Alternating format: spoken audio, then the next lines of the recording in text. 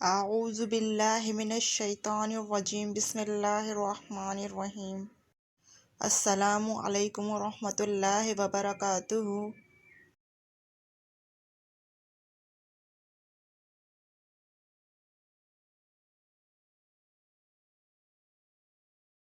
آج کا ہمارا موضوع ہے آمد و آورد۔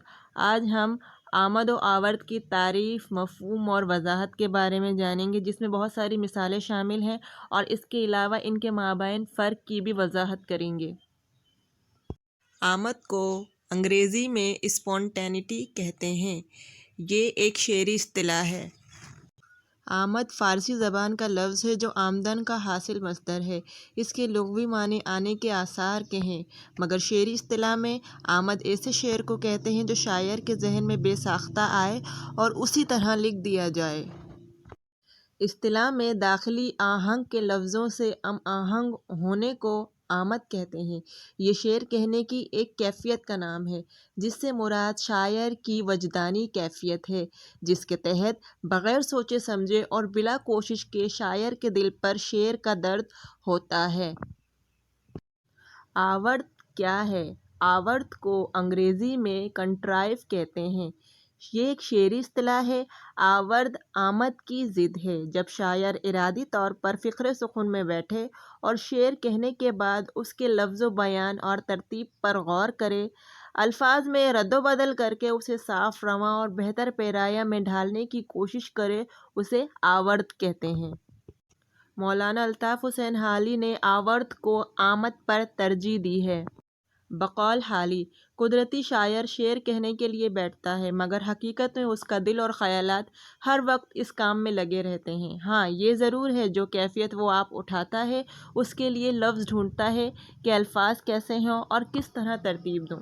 جو کیفیت میرے دل پہ ٹھہری ہے، وہی کیفیت سننے والے کے دل پہ بھی طاری ہو جائے۔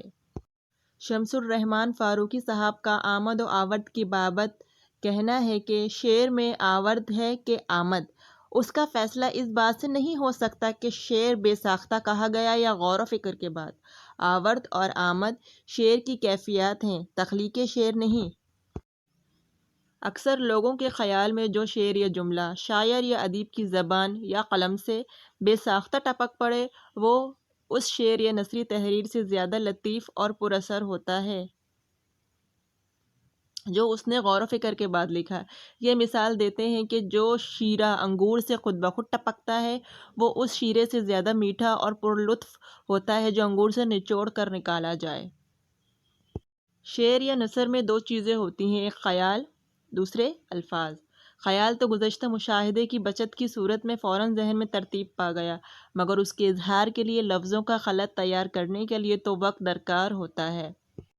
ٹھیک اسی طرح کہ ایک عمارت ساز مکان کا نہایت عمدہ اور نرالا نقشہ ذہن میں تجویز کر لے، مگر یہ ممکن نہیں کہ اس نقشے پر مکان بھی چشم زدن میں تیار ہو جائے۔ وزن، قافیہ، پیمائی، لفظ کشائی اور عبارت آرائی کے مراحل مشقت طلب ہیں۔ اگر آپ کو ہماری ویڈیو اچھی لگے تو پلیز لائک، شیئر اور کمنٹ کرنا مت بھولیے گا، اور ہماری مزید ویڈیوز دیکھنے کے لیے سبسکرائب کے بٹن پر کلک کریں۔